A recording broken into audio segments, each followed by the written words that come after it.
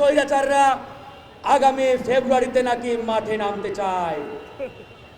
আমরা বলতে চাই, আসো মাঠে আসো, তবে পিঠে তেল মালিশ করে নিয়ে আসিও, কারণ দেশের জনগণ তোমাদের পিঠের চামড়া আস্ত রাখবে না।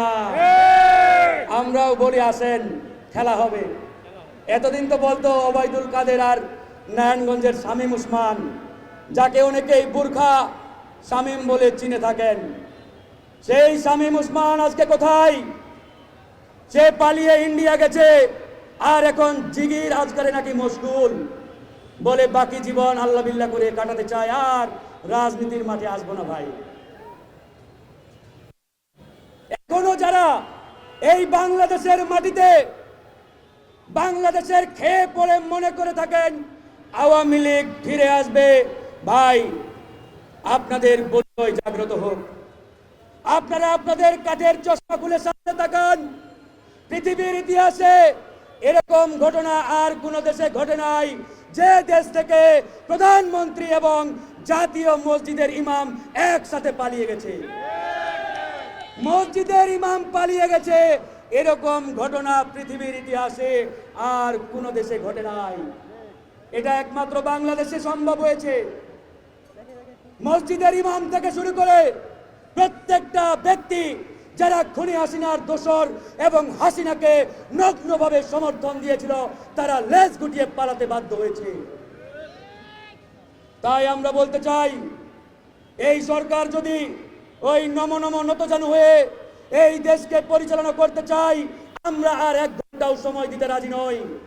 আমরা বলেছিলাম আমরা সংস্কার চাই, তারপরে নির্বাচন চাই, কিন্তু বাস্তবিক অর্থে জনগণের কাঙ্ক্ষিত সংস্কার করতে এই সরকার সম্পূর্ণরূপে ব্যর্থ হয়েছে। জনগণের কাঙ্ক্ষিত সংস্কার তারা করতে পারে নাই, তারা পদে পদে ব্যর্থতার পরিচয় দিয়েছে। তাই বন্ধুগণ, আমরা সারা জীবন রক্ত ঝরাতে চাই না, রাজপথে নেমে অধিকার আদায়ে আমরা আর জীবন দিতে চাই না।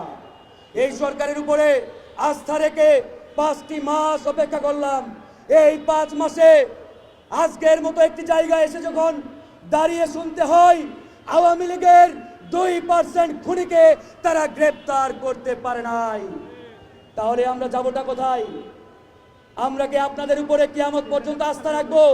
আর আপনারা দিনে দিনে আওয়ামী লীগকে আবারও পুনঃপ্রতিষ্ঠা করবেন, এটা চলতে দেওয়া হবে না। আপনারা এখানে অসংখ্য মানুষ উপস্থিত হয়েছেন, চোখ বন্ধ করে দেখেন, বিগত আগস্ট এবং সেপ্টেম্বরে আওয়ামী সন্ত্রাসী ভোটচোর ডাকাতেরা যারা গর্তে লুকিয়েছিল, তারা এখন এলাকায় এলাকায় বহাল তবিয়তে ঘুরে বেড়াচ্ছে, জনগণকে হুমকি দিচ্ছে, জনগণের বুকে আবারও ছুরি চালানোর জন্য প্রস্তুতি নিচ্ছে। তার মানে এই সরকার ব্যর্থ, এই সরকারের স্বরাষ্ট্র মন্ত্রণালয় ব্যর্থ, এই সরকারের দায়িত্বশীল উপদেষ্টারা আজকে পদে পদে ব্যর্থতার পরিচয় দিচ্ছে। তাই আমরা গণ অধিকার পরিষদ একবারে আমাদের বক্তব্য সুস্পষ্ট, এই দেশকে আগামীতে জনগণের হাতে তুলে দিতে না পারলে এরা এমন একটি অবস্থার মধ্যে আমাদের ধাবিত করবে, যেখান থেকে উঠে আসার জন্য আমাদেরকে আরেকটি রক্তক্ষয়ী লড়াই করতে হবে।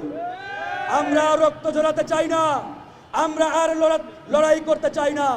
তাই আমরা এই সরকারের প্রধান উপদেষ্টা ডক্টর মোহাম্মদ ইউনূসকে বলেছি, আওয়ামী লীগ এই মুহূর্তে আর কোনো রাজনৈতিক দল নয়, এটি একটি খুনি সন্ত্রাসী উগ্রবাদী সংগঠন। এই উগ্রবাদী সংগঠনকে বাংলাদেশ থেকে নিষিদ্ধ করতে হবে।